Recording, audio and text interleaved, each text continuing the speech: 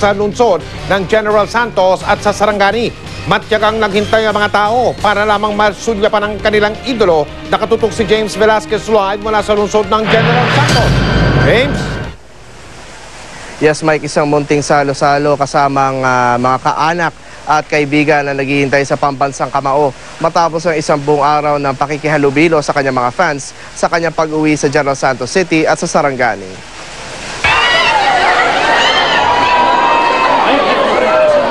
Paglabas ng kanilang idolo, di magkamayawan lahat sa pagwagayway ng mga hawak na streamer at pagbati sa pambansang Kamao. Pero mukhang espesyal ang grupo ng mga batang ito sa puso ni Manny, ang mga scholar ng Manny Pacquiao Foundation. Sana manalo ulit siya, sana pagpatuloy pa rin niya pagtulong sa mahihirap. Sana ipagpatuloy pa niya yung ginawa niyang pagpapaskalar sa mga bata at pagbibigay ng suporta sa ibang eskwelahan. Mula sa airport, nilibot ng motorcade ng pambansang Kamao ang lungsod ng Jensan. Kahit saan siya dumaan, walang tigil ang hiyawan. Kaya naman anumang init ang panahon, di ininda ni Manny para makapagpasalamat sa kanyang mga tagahanga. Masaya ako sa ating mga kababayan sa mainit na pagsalubong, lalo na sa aking mga mayors, board members, vice mayors, mga public officials na sumalubong sa akin. Maraming salamat. At sa lahat ng mga narito ngayon, maraming salamat sa inyo lahat. Lalo lang sa pagsuporta. Pagdating sa Sarangani, daan-daan pa ang naghihintay sa pound-for-pound best fighter in the world.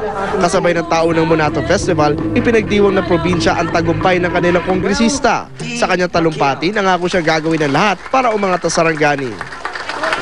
As an 18-year-old province, it is time to be more aggressive. Our time has come to take the big leap forward. Today, more than ever, we need as much intensity and energy to keep the momentum going.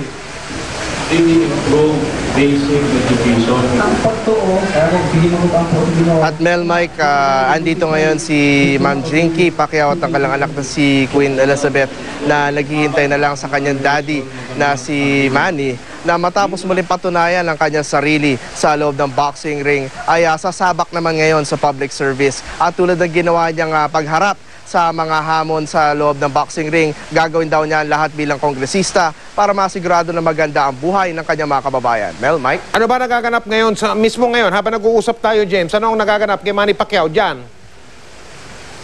Ngayon, kakagaling lang niya sa isang oath-taking sa Municipal Civic Gymnasium. At ngayon, ito, tulad na nakikita nyo sa likod ko, naghahanda na lang yung ilang mga kaanak at kaibigan ng ating pambansang Kamao para salubungin ito si Manny sa kanyang pag-uwi dito sa Pacquiao Family Mansion. So hanggang ngayong gabi, mayroon pa rin pagdiriwang dyan sa Jensan.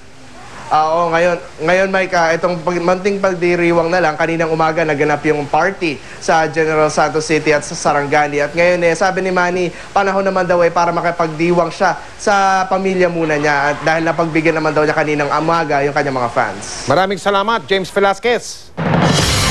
May mga naniniwalang kaya pa ni Manny Pacquiao na makamit ang kanyang ika-9 na world title. Pero mismong ang pambansang Kamao na ang nagsabi, hindi na siya lalaban sa mas mabigat na division. Nakatutok si Ian Cruz, exclusive. Fighting pride of Sarangani Province, Philippines. Umukit na kasaysayan ng pambansang Kamao sa Sarangani Congressman Manny Pacquiao matapos salunin sa kanilang super welterweight bout ang Tijuana Tornado na si Antonio Margarito. Naitala ni Pacman ang kanyang ikawalong korona sa walang dibisyon ng boxing. Kanina, bago ang kanyang homecoming sa General Santos City at Sarangani, kasama ang Mrs. si Jinky at bunsong si Queenie. Natanong ng GMA News si Pacman kung nais ba niyang mas palawigin pa ang kanyang alamat sa pagkuha ng titulo sa ika-9 na dibisyon sa paglaban sa middleweight king na si Sergio Martinez. Ang sagot ng ring icon, di raw niya hanggang ngayon na lumaban sa mas mataas sa timbang. Masyado nang malaki. Baba tayo ng 147 kasi yung timbang natin is 144 lang tayo tumimbang, so masyado nang malaki, moving up to 150, 160. Hatir na opinyon ng mga Pinoy kung ito na nga ba ang tamang panahon para magretiro ang reigning pound-for-pound king. Kung si Mami Di nga ang tatanungin, dapat nang tumigil ang anak sa boxing. Pero si Pacman, desididong ipagpatuloy pa ang kampanya sa ibabaw ng lona. Kaya pa naman. Siguro mga 1-2 laban. At higit sa kanyang karangalan sa boxing, ang laban daw muna para sa kanyang distrito ang pagtutuunan niya ng pansin, lalong-lalo na ang konstruksyon ng ospital sa Sarangani. Next year yun simulan at this December mamimigay kami ng yung pinangako namin na livelihood program. Mamimigay kami ng mga kalabaw, and then yung mga bangka na pwede nilang gamitin pang isda. Ian Cruz, nakatutok, 24 Oras.